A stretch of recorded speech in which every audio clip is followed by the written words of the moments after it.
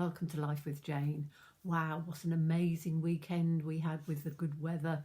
I hope you did where you are in the UK. Oh my goodness, it was lovely. I sat out in the garden, did some gardening, and I will show you that, but not on this one, I don't think, because today's topic of conversation for us to all discuss is buy cheap, buy twice. Now, it's an old saying, if you buy cheap, you end up buying twice because it doesn't last very long and it'll end up breaking or wearing out far quicker. So you then have to buy a new one. So what are your opinions on this buy cheap, buy twice? Well, me. It says about the buy cheap, buy twice, buying a cheap but inferior product is a false economy since it would need replacing sooner. Buy cheap, get cheap. So what has made me think of this? Well, on the internet there are, and I get notifications of various things, and whether I'm on YouTube, whether I'm on Facebook, wherever I am, I'm always getting adverts and things from companies from China, cheap companies that will be selling all sorts of things very, very cheaply. And I know that I've got quite a few friends who have bought things from these companies, and I was having a conversation last week with somebody and they were saying, well, I can't afford to pay full price for things, so I get them cheaper, but they don't seem to last as long. And I thought, well, is that a false economy? The other big thing about some of these companies from China, and you all know who they are, I'm not going to mention each one individually, but one begins with a T and ends in a U. The other begins with an A and ends in an S, and the other begins with an A and ends in an A. So I think you can probably work out which ones they are, because as I say, I'm not going to mention them by name because they don't warrant being mentioned in my opinion. Why do I say that? Well, as some of you know, I'm on the design team for Indigo Blue, which is a British stamp company, and they sell all sorts of other crafting products, and they are a family-run business in the UK, and they make the most exquisite, detailed rubber stamps, among other things. However, these Chinese companies will take their products, steal their products, and will make them out of a very inferior material and sell them for a fraction of the cost. People then will see them, will buy them, will use them and think, oh, they're not quite as good, they don't stamp quite as well, they don't do what they're doing. But they're also taking money out of a family business, and that family business is not a multi-million pound, huge conglomerate company. It's a small family business which is very successful because they've worked exceptionally hard to get it successful, but it's being stolen, it's being copied, and it's being sold for a fraction of the cost. Now, I disagree with that. I think that that is totally wrong. I disagree with people copying things when they shouldn't do anyway. So, you've got people who will copy, and it seems to be in the stamping community. When I was a demonstrator for a company called Stamping Up, which is an American company, they were forever suing these Chinese companies because they were ripping them off, making cheap products to sell. Now, I've seen it the same. If you write in a branded name of fashion item, so any of the major brands, any brands that are more expensive than others, you will find that they will do copies. Now, again, you're not paying for the real item, you're paying for a fake, you're paying for a copy. Again, you can buy fakes and things all across the world, and is it right, is it wrong? I'm probably old school, so I'm old school in my thoughts, and these are just my thoughts, they're nobody else's, but I don't think it's right. I think that, if you If you want to buy something, you buy it from the shop. And if you want to buy something which is, if it looks too good to be true, then it probably is. And that's my opinion on some of these items that you look at and you think, oh, well, that looks quite good. It's only a couple of pounds. Oh, it's only a couple of pounds. I shall get it. And then when it arrives and it comes and you try and use it for what it's supposed to be used for, it's absolutely hopeless. Now, I will tell you a story. My late mother, she had a twin tub washing machine. Now, everybody in the UK will know what a twin tub is.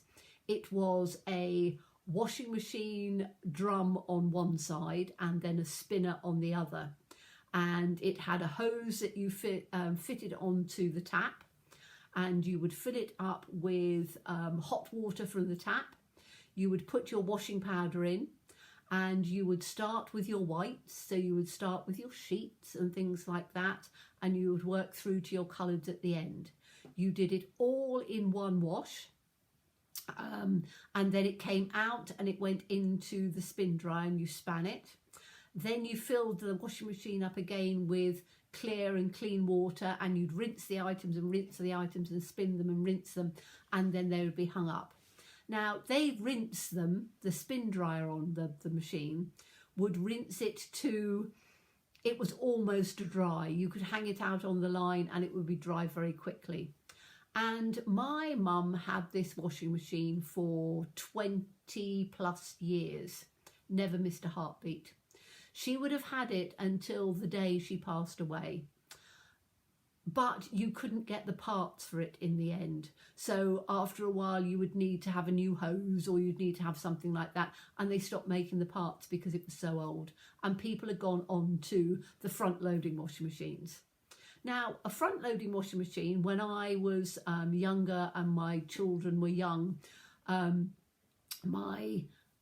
I used to have terry toweling nappies because you didn't have disposable nappies. So I had terry toweling nappies and they went into the washing machine.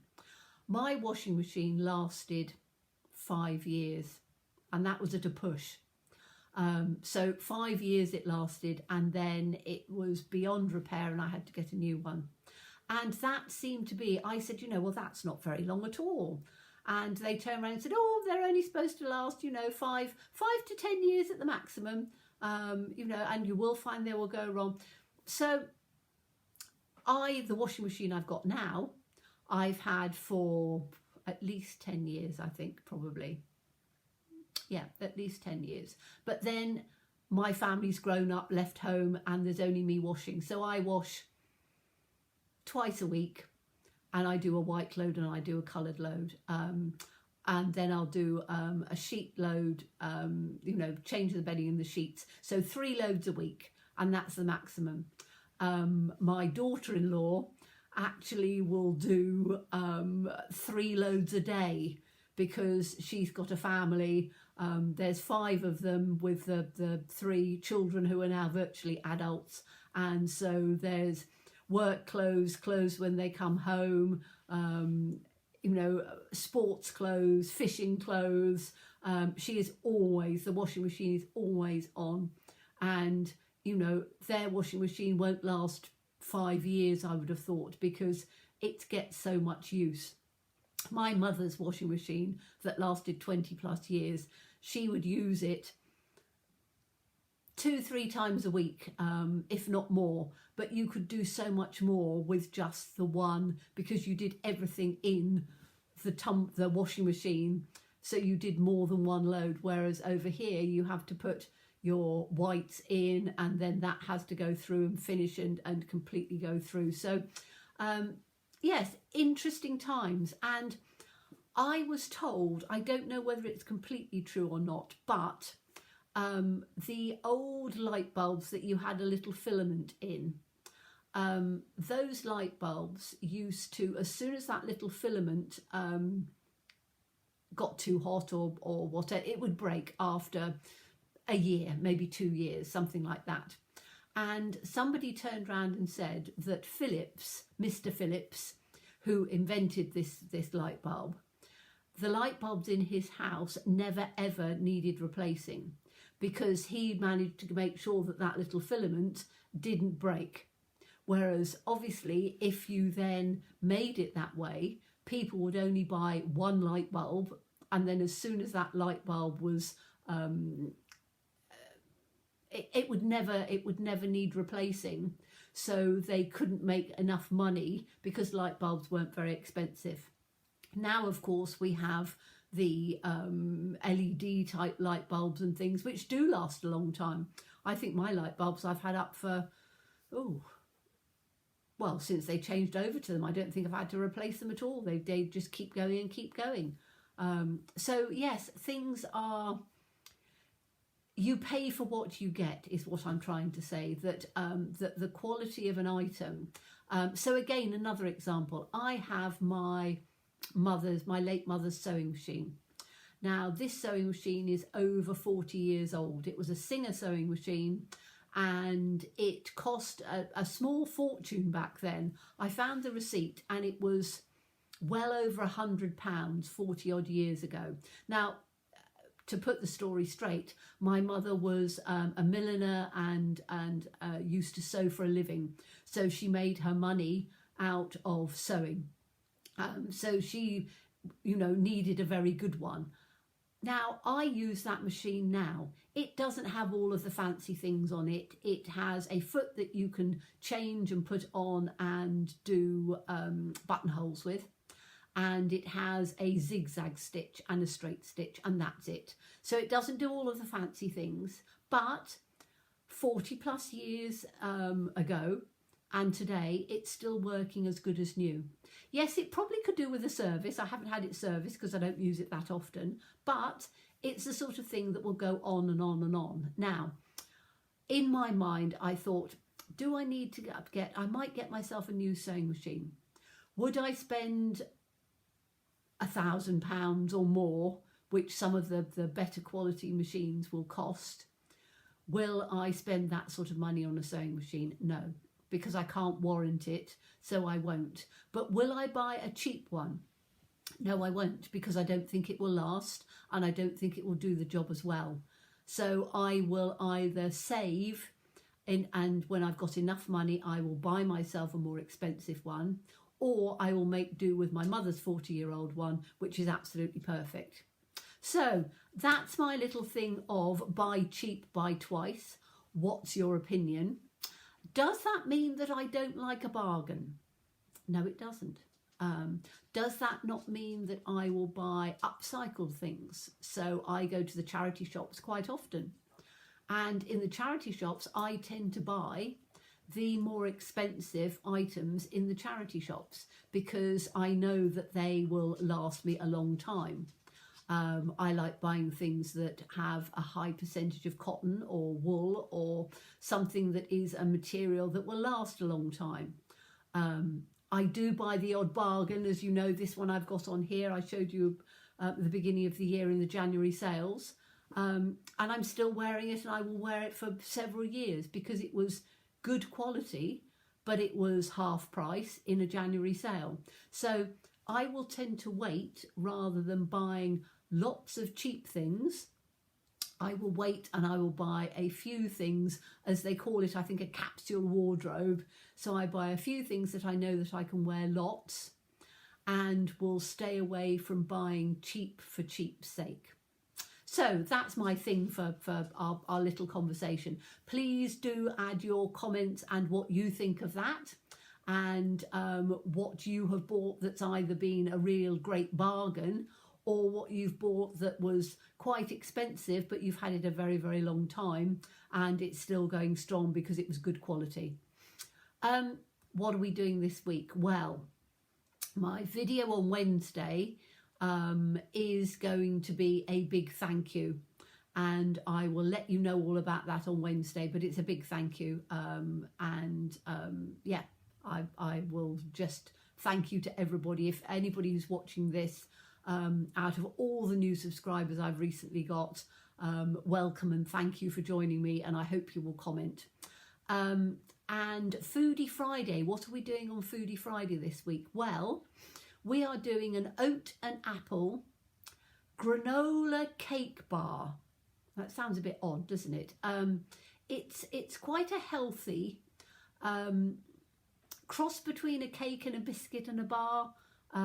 It depends where you are from and what you sort of think. I think it is more of a bar, because I cut it into wedges, so it was like a bar. But it's got a sort of slightly cakey consistency, but it's made with oats and apples, which are oats are slow release energy. Apples are a natural sweetness, so it's a recipe that doesn't have a huge amount of fat and sugars and things in, and it's something that is a nice thing to have either as a breakfast bar or just as a snack if you fancy something sweet in the evening and you don't want a piece of delicious cake. You can have one of those, and they're quite good, as I say, to have in the morning or to take out as a snack if you're going, you know, on the go for the day.